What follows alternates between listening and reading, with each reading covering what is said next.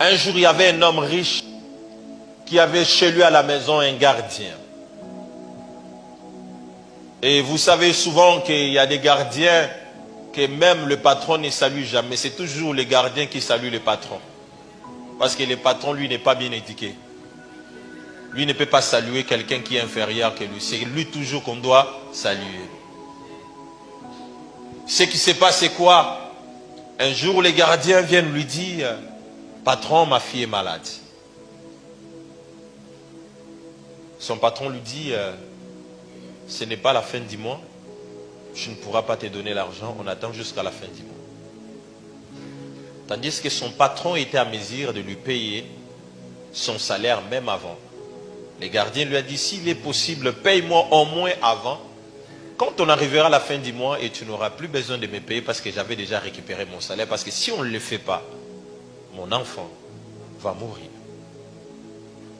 Et quand il arrive, son patron lui dit, je n'ai pas d'argent, tu dois attendre à la fin du mois. Qu'est-ce qui se passe?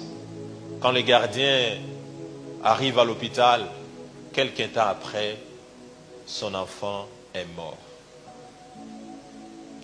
Quand son enfant décède, le gardien n'a pas arrêté le boulot. Après avoir qu'il a enterré son enfant, il est retourné au travail. Plusieurs années après,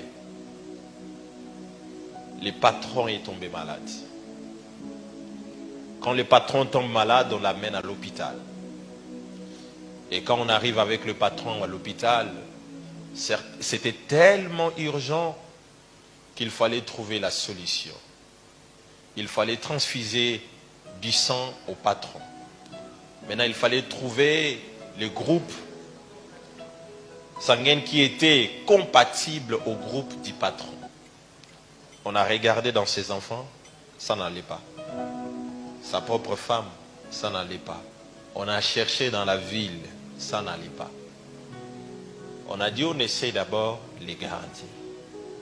Quand on essaie les gardiens, on trouve que les groupes du gardien et celle du patron étaient compatibles. Maintenant, c'est au gardien maintenant de décider sur la vie de son patron. Vous comprenez très bien. C'est que la vie et la mort du patron étaient dans les mains du gardien. Est-ce que quelqu'un m'entend très bien? Ce jour-là, la femme du patron a pleuré pour dire au gardien, tu veux voir ton chef mourir. Le gardien lui a dit, mon chef a préféré aussi que mon enfant meure. Et le patron était décédé aussi ce jour-là. Pourquoi? C'est parce qu'il n'a pas tout simplement appris que dans les faiblesses de l'autre, je devais les relever. Peut-être que moi aussi, quand je serai faible, lui aussi il va me relever. C'est ce que nous oublions des fois. Ce que nous faisons, c'est quoi? Quand nous trouvons que quelqu'un est dans la faiblesse, quelqu'un est en train de mourir, nous voulons encore l'enfoncer encore plus davantage.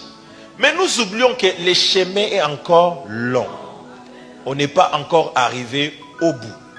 C'est que tant que tu n'as pas encore arrivé au bout, toute personne qui peut être dans ton entourage est utile pour ton avenir. Est-ce que quelqu'un m'entend?